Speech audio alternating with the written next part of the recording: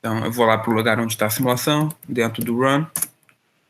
Eu coloquei na pasta Makeflow 2 e está aqui o Pits Daily. Já a simulação pronta, então já tem esses diretórios aqui 100, 200 e 288, que foi onde ele convergiu. Para abrir no Paraview, o comando é parafull.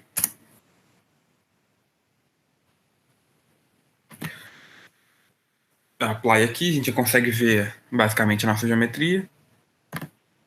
Tem a opção de ver aqui com edges, né, que você consegue ver as divisões de cada célula, assim mesmo. E aqui a gente escolhe qual variável a gente está vendo. Lembrando, aqui em cima indica qual é o time step que a gente está visualizando. Nesse caso, por ser regime permanente, o time step, na verdade, não é tempo, ele é o número de iterações. Então, essa aqui seria a primeira iteração, que a gente inicializou o campo como velocidade zero em todo lugar, então por isso que a gente está vendo só esse azul, roxo.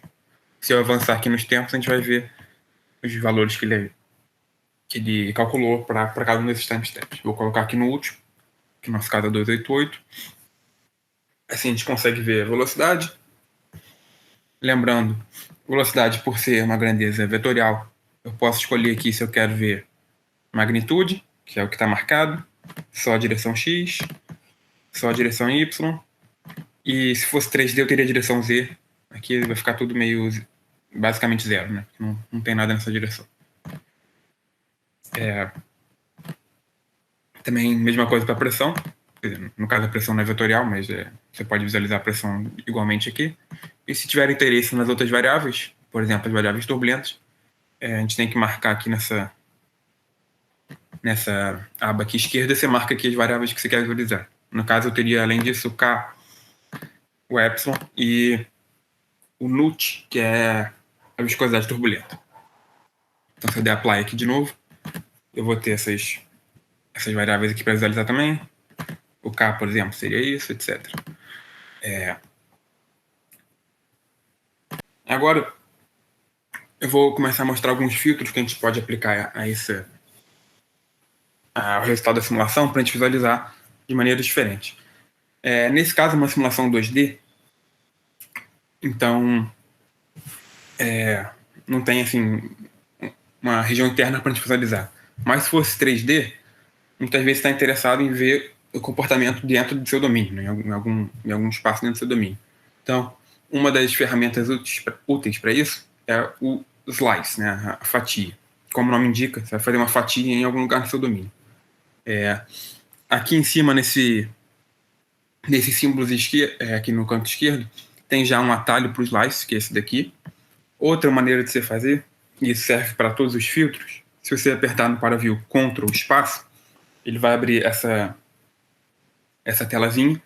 Aí você pode digitar o nome que você quer do filtro que você quer aplicar. No caso Slice, se eu começar a digitar SL, ele já vai aqui me indicar uma série de filtros que começam com SL, e o primeiro deles é o Slice, que é o que eu quero. Então eu posso dar Enter.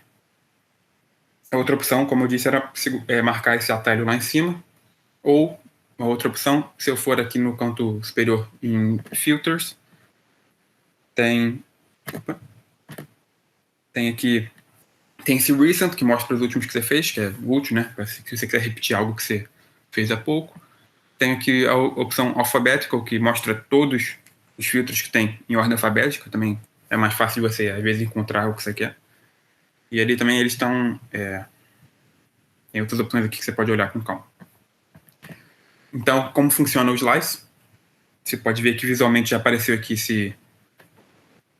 esse plano aqui em vermelho. E eu posso, ou com o mouse mesmo, eu posso mexer aqui no plano, se eu quiser. Ou se eu quiser, óbvio, algo mais preciso, eu posso escolher aqui as coordenadas por onde esse plano vai cortar em uma direção normal. Quando eu der Apply, a gente vai visualizar. Nesse caso não faz muito sentido, de novo, porque é 2D, mas vocês podem imaginar se fosse 3D, porque isso seria interessante. Só estou visualizando esse corte, né? E eu posso fazer isso nas outras direções também. Se eu mudasse aqui a direção normal, assim, agora seria um corte horizontal que eu poderia visualizar aqui, e eu poderia mexer da mesma maneira. Ou poder fazer um corte em uma direção arbitrária que eu quisesse.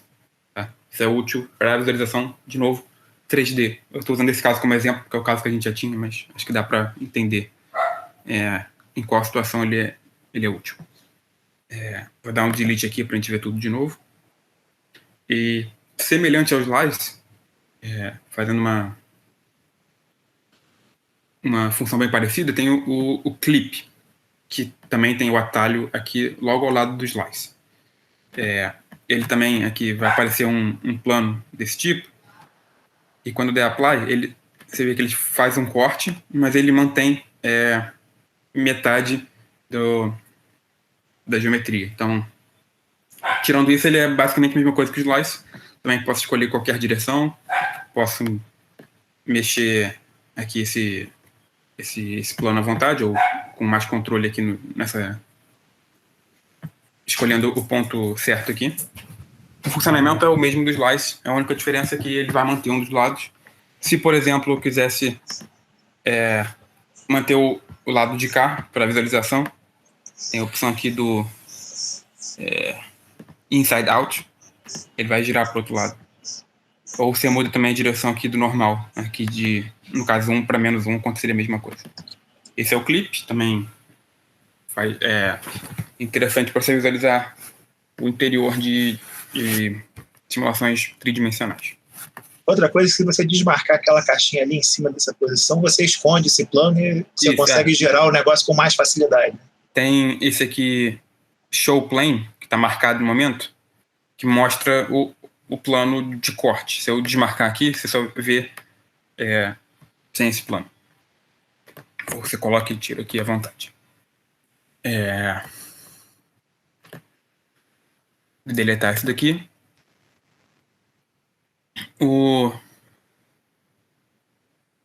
Outra coisa que é útil vocês saberem é para se você quiser modificar a maneira como está aqui mostrando as legendas, né? Então, tem esse botão aqui, que até aparece quando eu fico o mouse em cima, Edit Color Map. Se eu clicar, ele vai abrir aqui nessa lateral direita uma nova aba. Aí você pode controlar desde qual tipo de cor você vai utilizar. Se você clicar aqui, você pode escolher qual mapa de cor que você utiliza. Tem centenas deles aqui. Eu coloco esse como padrão, esse Virid, que é o nome desse que eu estou utilizando, que ele tem algumas vantagens. Ele foi desenvolvido pelo pessoal do Matplotlib, que você talvez já tenha usado do Python, e ele tem uma série de vantagens sobre o mais comum, por exemplo, que deixa eu ver aqui. Por exemplo, o Jet, que é a gente vê bastante, mas ele tem alguns problemas. Tem até vários artigos sobre alguns problemas do Jet. Ele às vezes mostra algumas regiões que o nosso cérebro interpreta de maneira um pouco errada. Então aquele Virid, ele foi feito de maneira que nosso cérebro interprete como variação linear, é uma das vantagens dele. Uma outra vantagem é que ele, para praticamente todos os tipos de pessoas daltônicas, as pessoas conseguem enxergar muito bem essas cores, o que é interessante também. E ainda por fim, quando você imprime em preto e branco, você consegue utilizar bem ainda esse mapa sem nenhuma perda significativa de visualização, o que não acontece para aquele clássico do Rainbow.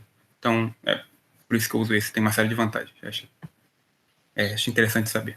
Outra coisa interessante é essa caixinha Use Log Scale Mapping Data to Colors. Às vezes você olhar os dados em escala logarítmica é interessante. É importante. No caso, ele deu esse negócio de valores negativos, então ele reclamou aqui. Mas se eu quisesse ver em escala logarítmica, eu posso marcar essa caixinha ou desmarcar. E também aqui em cima, nesse Edit Color Legend Properties, você pode mudar a cor ou o nome da variável que aparece lá, se você quiser escrever outra coisa, a posição, quantos ticks tem em cada direção, e todas as outras configurações que você possa querer aqui. Aqui é mais estético, não tem muito algo científico, mas é interessante também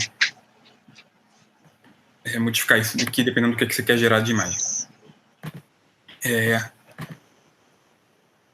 Outro filtro agora que eu acho que é o mais útil deles, assim, de maneira científica, vamos dizer assim, é o Plot Overline. Ele também tem um atalho desse daqui, Plot Overline. Como o nome indica razoavelmente, você vai plotar as variáveis ao longo de uma linha. Então, quando eu cliquei, até apareceu essa reta aqui cruzando esse ponto. Eu poderia aqui mexer esses pontos manualmente também, mas não faz muito sentido. Então, o que você vai fazer? Você vai escolher colocar as coordenadas de 2 pontos aqui, que vai naturalmente formar um segmento de linha. E quando você der Apply, eu vou deixar esses valores padrão, ele vai plotar as suas variáveis ao longo dessa linha que você selecionou. E aqui na aba esquerda você também pode escolher quais variáveis estão aparecendo. Se eu quisesse ver só a pressão, deixar aqui marcado sua pressão. Peraí. Então, ao longo dessa linha, a variação de pressão é essa daqui. Esse plot overline é bastante útil, principalmente quando você quer comparar os resultados com experimentos, ou outras simulações, ou resultado analítico, caso exista. Então, para você pegar esses dados desse gráfico que estão aqui e exportar, é bem simples. Você seleciona aqui o gráfico, você pode selecionar aqui. Está selecionado esse gráfico que apareceu. Vai aqui em File, e tem a opção aqui Save Data. Clica. Ele vai pedir o nome de onde você quer salvar. Salvar aqui como exemplo.csv. Ok? Ele vai perguntar aqui o que eu quero fazer. Se eu quero usar a anotação científica, se eu quero salvar para todos os timesteps, ou só para o timestep atual, se eu quero salvar nos pontos ou não, e também qual a precisão, né, quantas casas eu quero salvar, deixar tudo assim, desse jeito, vou dar OK. Então, apareceu aqui agora esse arquivo exemplo CSV, que é um arquivo, né, CSV normal, com todas essas variáveis que eu marquei aqui. Nesse caso ele apareceu um bando de NaN, NaN, que é nota number, porque eu peguei uma reta que qualquer dessa reta passou aqui por uma região que não tem malha, mas se você pegasse uma reta razoável dentro do seu domínio, isso não apareceria. E depois, com esse CSV, naturalmente você pode depois abrir isso no Excel ou qualquer outro programa que seja da sua preferência para ou pós-processar ou fazer uma dessas comparações para gerar os seus próprios gráficos. Se esse arc length é comprimento ao longo da direção da reta, então o primeiro ponto é o arc length igual a 0 e o último ponto é o máximo dele, então ele vai caminhando ao longo da reta que você marcou. E o point 0, 1 e 2 são a coordenada x, y e z. Então você pode, dependendo, querer os dois, não tem problema. E aqui tem as variáveis, o nome delas. Também o 0, o 1 e o 2 é velocidade em x, em y e em z. Então essa provavelmente o plot overline é provavelmente a ferramenta mais útil.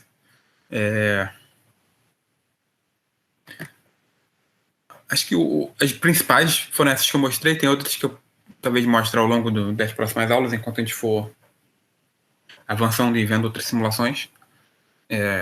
Mas essas acho que são as principais. Daniel, se tiver alguma outra ideia que a gente pode mostrar agora. Não, é isso aí. Outra coisa que eu de vez em quando uso é plotar campo vetorial, que é um pouquinho mais complicado, e uso superfícies, mas são para coisas super específicas. Sim. Talvez valha a pena usar superfície se você estiver usando escoamento multifásico para fazer gráficos de bolhas 3D, coisa parecida. Esse é mesmo o principal, e com o tempo a gente vai talvez mostrando outras coisas também. E também que o Paraview, como é uma ferramenta muito utilizada, você consegue até achar bastante coisa no Google. Como faz isso no Paraview? Você jogar no Google, você vai achar provavelmente algumas respostas.